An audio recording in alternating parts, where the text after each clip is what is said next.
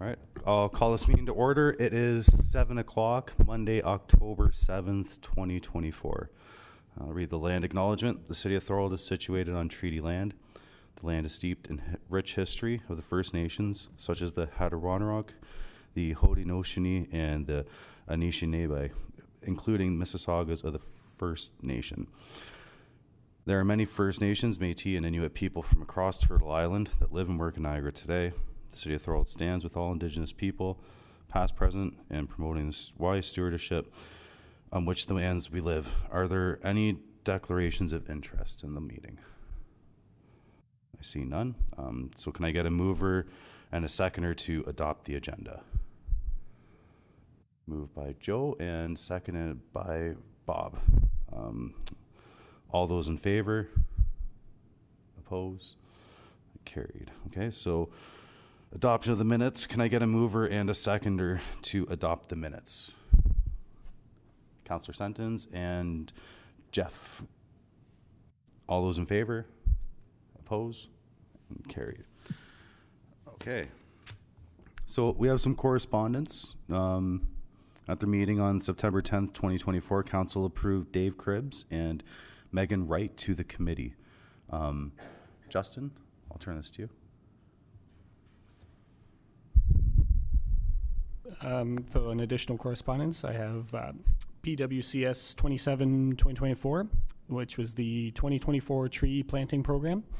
At the meeting on October 1st, 2024, Council passed a report outlining tree planting in 2024, including planting events at the Mel Stewart Lake Gibson Park on October 19th, planting at Port Robinson East Eco Park on October 26th, and that remaining funds for 2024 will be put to tree planting programs at DeCue House Heritage Park and Battle of Beaver Dam Park.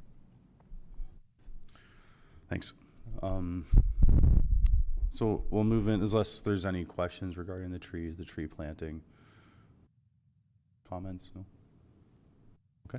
We'll move into our committee business. So item 7.1, opening and closing dates. So I'll call on staff here, Dave, for correspondence with it.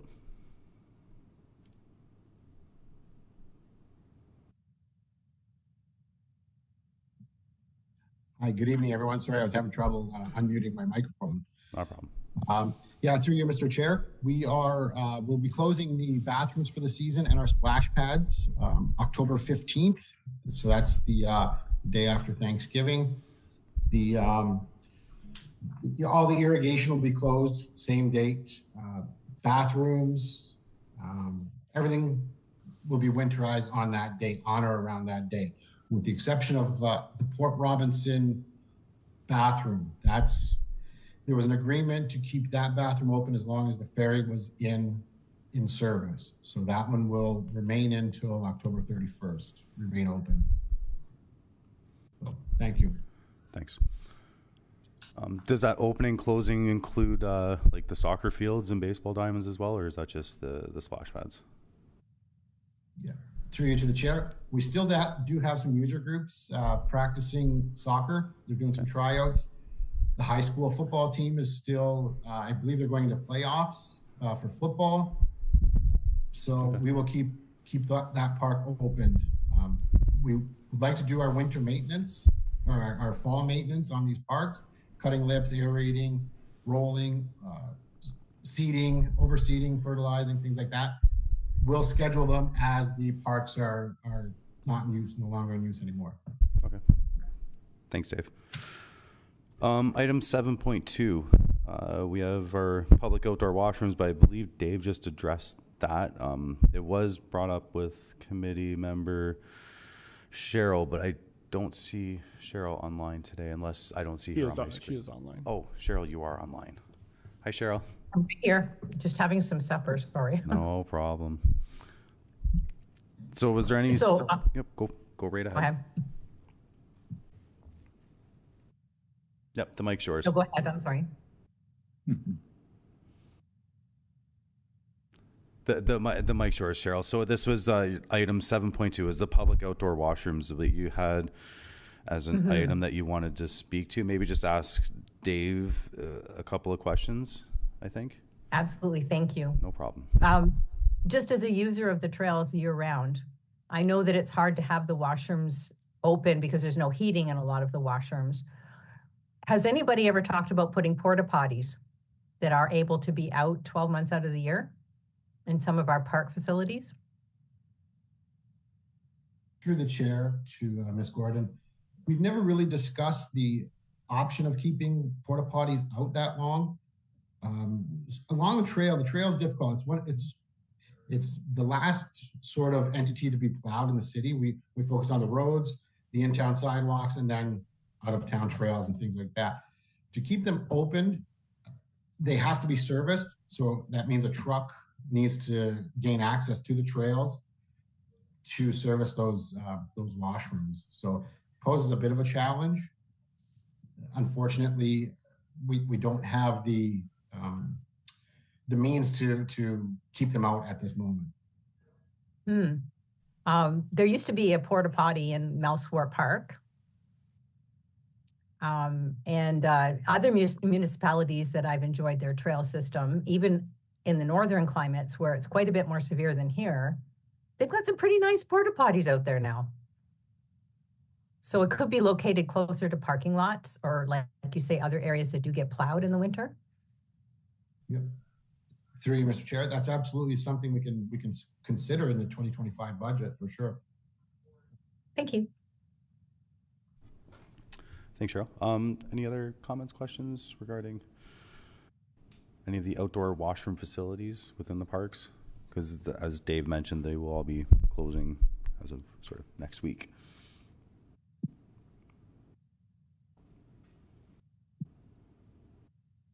No further questions? Okay.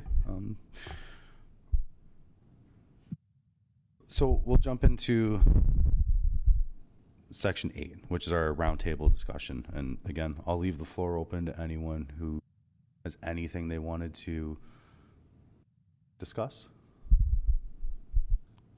Well, I'll take the first one, and I'll say a welcome to Mr. David Cribbs here on our committee for his first meeting. Welcome aboard. Now you can see where all the action is. Anyone else? Anything?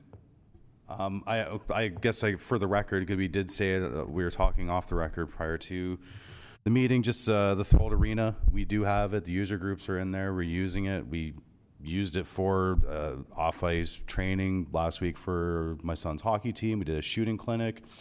A lot of other great ideas from the parents did come from it. One parent was asking about like an Oktoberfest. Another parent was asking about, the community market, moving it indoors into the arena there, or having something vendors set up in the old arena during tournaments like the Beaver Lock or the Christmas tournament. A lot of great ideas came from it. Again, that was one of my bigger things coming into the committee, was the old arena and having it used for the community. And it looks like it's being used. I see cars parked there almost every night now. Dave, a question for you: what do you know, like the booking right now? Like, is it every day? Is it every other day? Is it like how many hours a week is this place being utilized? Thank you. Through you, Mr. Chair, I can answer parts of that question. I believe we have Brooke Nicholson in the meeting as well. She might be able to facilitate further in-depth conversation with regards to bookings. Mondays and Wednesdays, we have the Thorold Flying Dragons, the 128 Brigade, renting the floor space. Brooke, are you online? Yep, I can answer the rest through you, Mr. Chair. We are in talks with TCAG about having programming out of the building coming the late October. So Tuesdays, Thursdays, Fridays, Saturdays, they'll be using the space, which is great. I do know, I love some of those ideas that you just brought up. Unfortunately, we don't have heat in the building. So that's the one thing that we would pose an issue with some of these great ideas is we do not have heat in the building. So it would be quite cold. But we could definitely look into different options in the early months and then obviously in the spring, summer as well.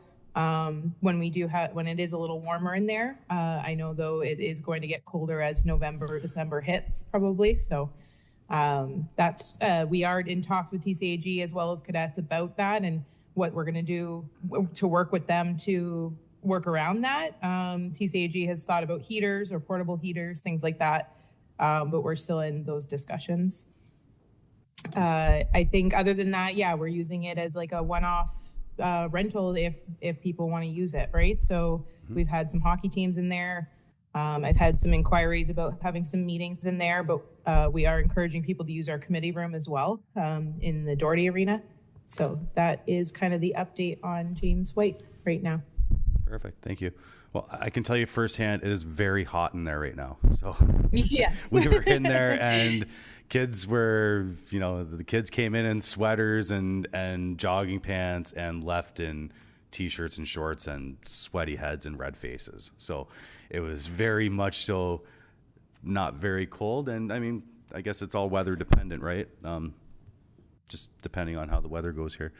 Is there anyone else have anything they want to bring up or discuss? Yes, David. If I may, good evening, everyone. Thrilled to be here. I suppose by way of introduction, only because I guess the rest of you have worked with each other for 2 years, I'm a municipal lawyer by training and have been so for a little over 20 years now, and have the good fortune to work next door for the town of Pelham. And I applied to be on this committee because for the last 5+ years I've had the good fortune to live in Thorold. What I've seen is a transformative change in this municipality's approach to its parks, its recreation, and its trails. And so I thought, well, there's actually an appetite to do things here, so I thought it was worth spending some time on, and I'm very thrilled to be here, and I hope I can provide some help along the way.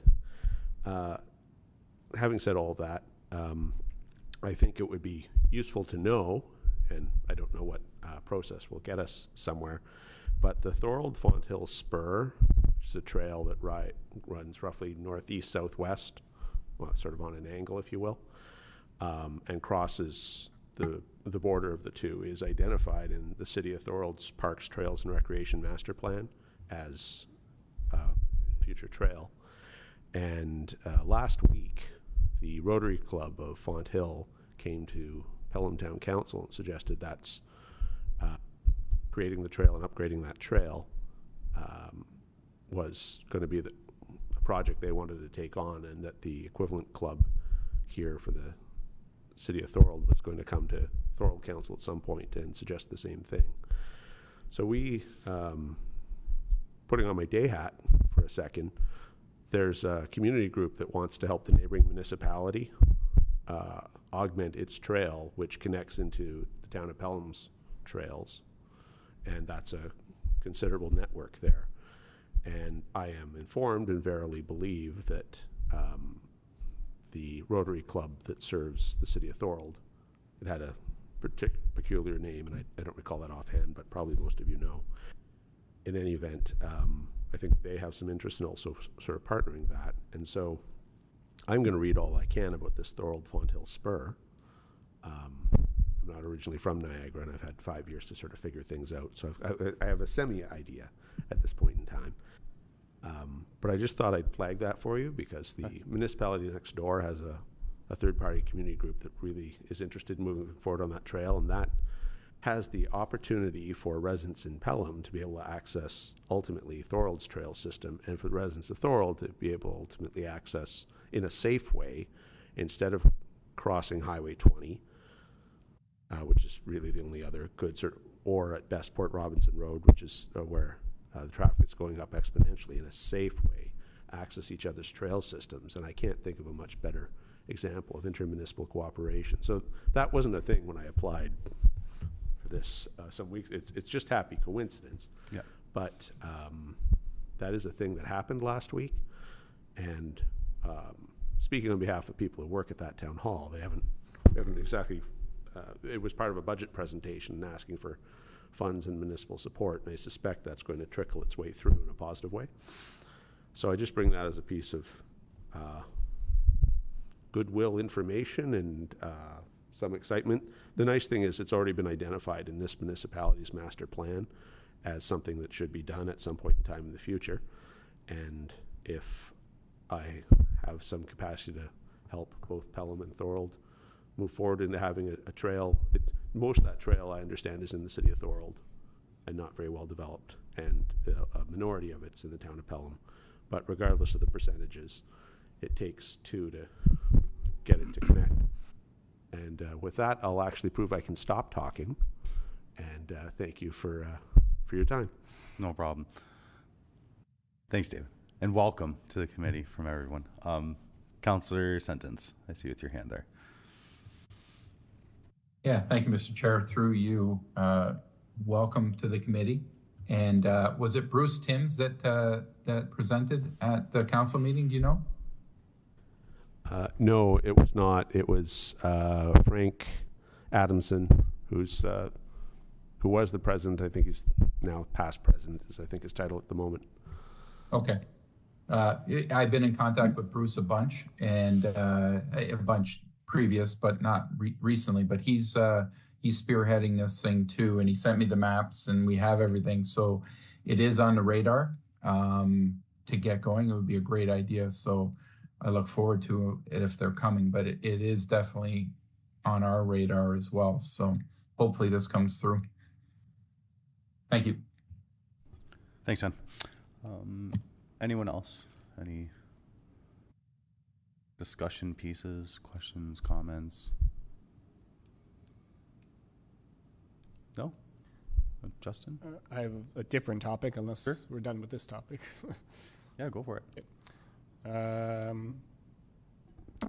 Tomorrow, October 8th at 3 p.m., the dog park will open. Official ribbon cutting is at 3 p.m. tomorrow. Okay. Thank you.